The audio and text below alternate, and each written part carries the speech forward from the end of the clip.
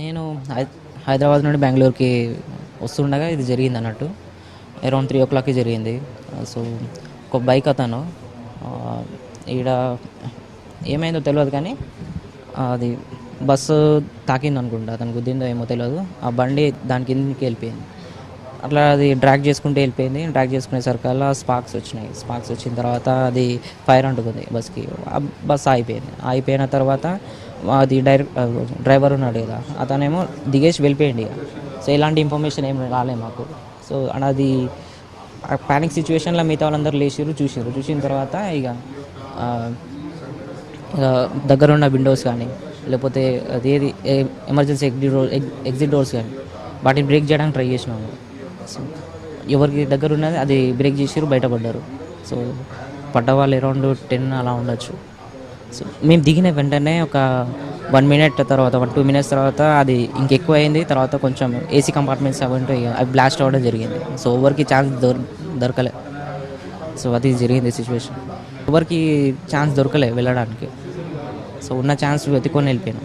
ఇది ఏసీ కదా, AC compartments అవి టైట్గా ఉంటాయి. సో ఎంతో ప్రెషర్ ఇస్తే కానీ అవి రాలే. సో అవి చేయడంలో కూడా కొంచెం ఇబ్బంది అయింది అందరికీ. సో దేవుని దయ వల్ల టైంకి వచ్చేసినాం. సో నేను హైదరాబాద్ నుంచి బెంగళూరు వెళ్తున్నాను. ఆ టైంలో 3:30 ఆ టైంలో జరిగింది. సో ఫుల్ ఫైర్ వచ్చేసి స్మోక్ వచ్చేసింది, ఏం కనపడలేదు. బ్యాక్ విండో బ్రేక్ చేసుకొని బయటకు వచ్చాను. ప్రజెంట్ బాగానే ఉన్నాను. నాకు హెడ్ ఇంజురీ అయ్యింది. జిల్లా కలెక్టర్ సిరి ఉన్నారు. ఇది బైక్ హిట్ అయిందండి వెనక ఇంజన్కి. మీరు ఇందాక అక్కడ చూస్తే బైక్ ఇంజన్ కిందకి వెళ్ళిపోయింది.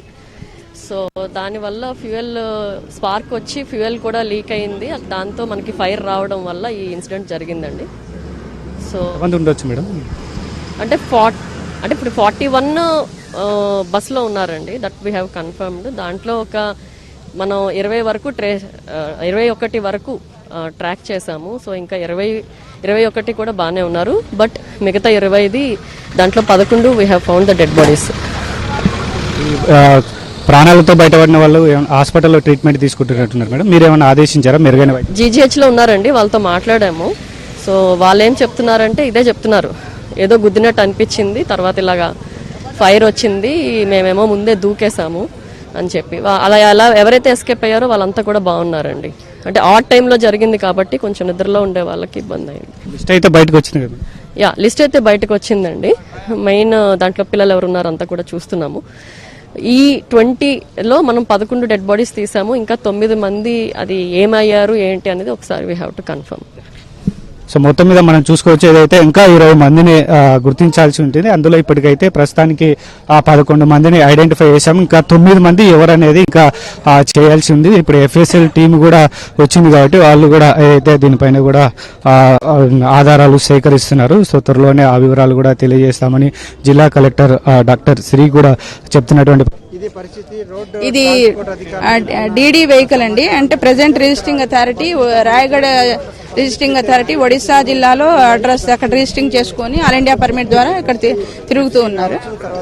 ప్రజెంట్ వెహికల్ కి సంబంధించిన అన్ని వివరాలు అయితే మనకి వ్యాలిడ్ లోనే ఉన్నాయి. ఫిట్నెస్ సర్టిఫికేట్ కావచ్చు, ఇన్సూరెన్స్ కావచ్చు, పర్మిట్, ట్యాక్స్ అన్ని కూడా వ్యాలిడ్ లో ఉన్నాయండి.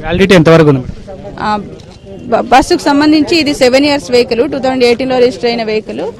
ఫిట్నెస్ సర్టిఫికేట్ 2027 వరకు వ్యాలిడ్ ఉందండి. అలాగే ఇన్సూరెన్స్ అన్ని కూడా 2026 వరకు వ్యాలిడ్ లో ఉంది. మనకి తెలిసిన ప్రాథమిక విచారణలో తెలుస్తోంది ఏంటంటే టూ వీలర్ మీద వెళ్తున్న వెహికల్ ని హిట్ చేయడం వల్ల ఆ 2 wheeler వెహికల్ ని యాక్సిడెంట్ జరిగింది. అతను డ్రైవర్ అక్కడే స్పాట్ లో చనిపోయాడు. ఆ వెహికల్ కింద ఉండిపోయింది. మేబీ డ్రైవర్ చూసుకున్నారో లేదో తెలియదు. అది డ్రాగ్ చేసుకుంటూ రావడం వల్ల ఫైర్ మంటలు ఏర్పడి బస్సు బంట్ అయ్యి ఇంత పెద్ద ప్రమాదం జరిగింది.